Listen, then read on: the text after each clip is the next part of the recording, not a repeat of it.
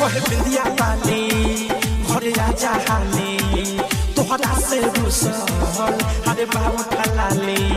कहे बिंदिया वाली घरे आजा हाली तोहरा से रुसल हरे बाबू ठलाली जाके तू बसल बारो बहरे जवानी राजा पलंगे पकहरे आखी के जाई से लहरे जवानी राजा पलंगे पकहरे कहे बिंदिया वाली घरे आजा हाली तोहरा से रुसल हरे बाबू ठलाली जाके तू बसल बारो बहरे जवानी राजा पलंगे पकहरे